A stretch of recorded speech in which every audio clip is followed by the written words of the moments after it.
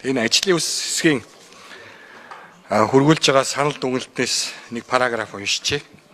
Нийслэлийн авто замын сүлжээг өргөдгөх, шинчлэх зорилгоор Монгол улсын автотээврийн болон өөрөө явагч хэрэгслийн албан татврын тухай хууль заасан бүрэн эрхийн хүрээнд нийслэлийн иргэдийн төлөөлөгчдийн хурлаас 2024 оны 2 дугаар сарын 8-ны өдөр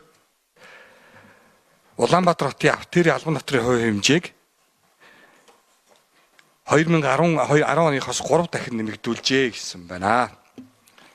Тэгэхээр энэ нэмэгдүүлснийхээ хүрээнд 132 тэрбум төгрөгийг авто замын санд төвлөрүүлсэн юм байна, тийм үү? Зөв үү те?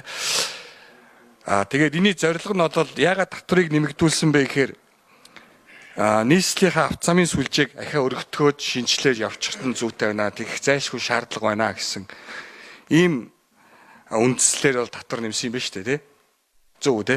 Тэгэхээр нэг ийм асуудал байгаа юм л да. Бид нар ч одоо өнгөрсөн жилжингээл нэг ярьсан санагдаад тах нэг баахан брошюр тавиал яваад гэсэн замын. Бараг Улаанбаатар хотын бүх брошюрыг солисон санагдаад тах юм. Мөн үү те?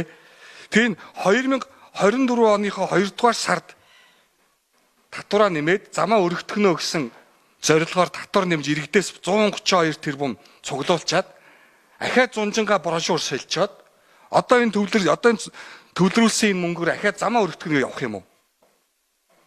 Энэ зөв үү? Энэ дээр хариулт авъя. Нийслэлийн замын хөгжлийн газрын дараа Бод баяр гишүүний асуултанд хариулъя. 2024 оны 2 сарын байдлаар 132 тэрбум төгрөг төвлөрөөгүй.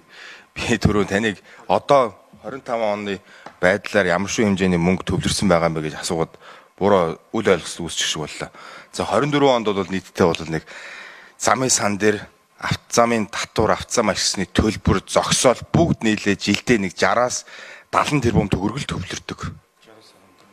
Одоо өнгөрсөн жил бол 69.4 тэрбум төгрөг төвлөрсөн. Энүүгээр бид нар юу хийдэг вэ гэхээр шин замаа барьж гин, шинжилгээ ажил явж гин, ойролцоогоор нэг 18-аас 20 км замал шинжилдэг.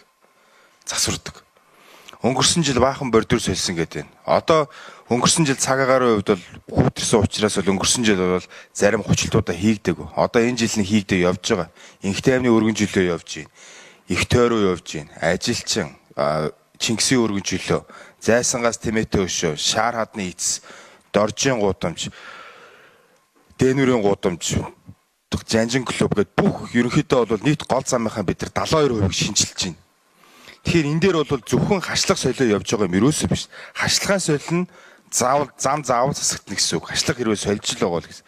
Одоо үүнээс цааш түүнээс цааш нэгэн чулуу болсон бол дахиж хашлах солино гэсэн ойлголт байхгүй. Дахиж 30-40 жилдээ бол үнэхээр үүрэл бутраад унахгүй бол гэж.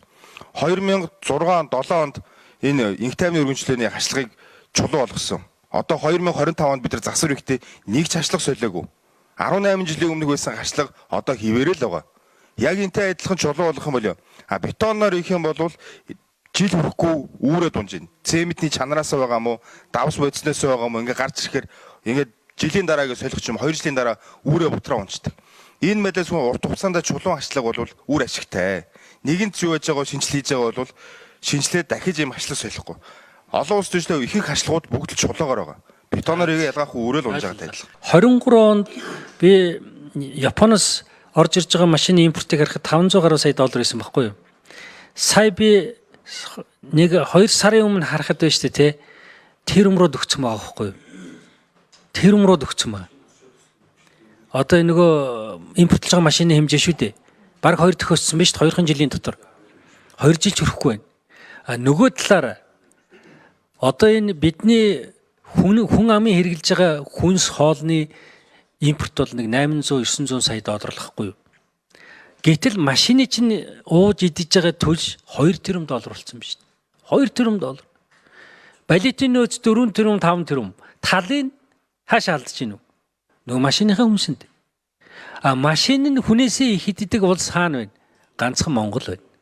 Тэгэхээр эн чинь өөрөө юу хэлж байгаа нэг бид нар ард түмэндээ хайр зарлаж яана гэж ингэж нөгөө төрийнхөө зохицуулах ажлыг хийхгүй байсаар агаад нөгөө замгүүрээсээ хитэрчихсэн ачаалтаа ийм машиныг бий болгоцдгийг сайн хэлээд байгаа. Тэгэхээр машины тоо хідээс хэд болж байгаа нэг сүүлийн 3 жилээр хэлээд 3 номер.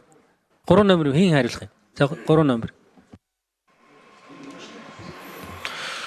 За гишүүн асуултанд хариулъя. Тэгэхээр төгжрөл үүсэж байгаа яг нөхцөл байдал бол машины импортлолт хэд ихсэж байгаатай холбоотой. Одоо өнөөдөр гэхэд 70-аас 80 мянган машин импортоор орж ирж байгаа. Ерөөс жилдээ 70-аас 80 мянган машинаар нэмэгдээ яваад байгаа. Гэтэл одоо яг замын хөдөлгөөн удирдлагын төв дээр ингээд симуляшн нэгэ үзэж байгаа. За тэг зогсолт болоход ойролцоогоор хэдэн машин зам дээр яг зэрэг гарч байна. JICA-гийн хийсэн судалгаа Дэлхийн банктай хамтраад бүгд 2022 онд судалгааны ажлуудаар ажилласан. Тэгэхэд яг өнөөдрийн байдлаар Улаанбаатар хотын автозам дээр 420-оос 450 мянган машин гарч ирэхэд хот тэр чигээрээ зогсно. Тэг зогсолт гэдэг нь hybrid congestion буюу 0-оос 5 км цаг руу хурдтай ороход энэ тэг зогсолт гэдэг үнэлгээр орж байгаа. Тэгэхээр 450 мянган машин дээрээсээ гараад нам зогсоод байдаг.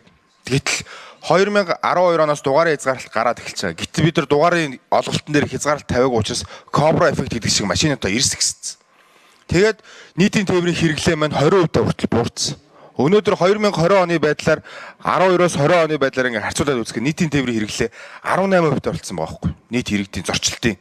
Тэгэхээр үлдсэн 82% чинь юунд ороод байна.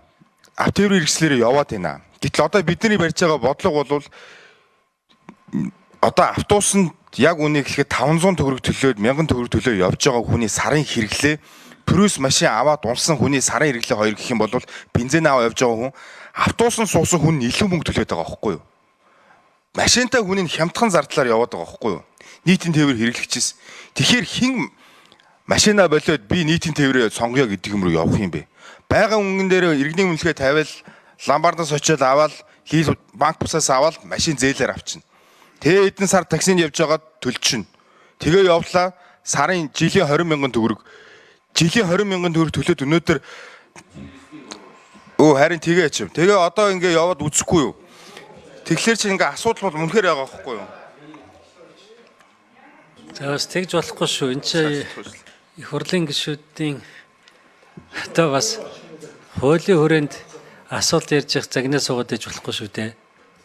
Нийслэлийнхаа ёс зүйн хувьд наадах чи уучлах хэрэгтэй шүү. За өстө уучлаарай. Ихэд эмоцлчлаа. Болохгүй шүү та нар.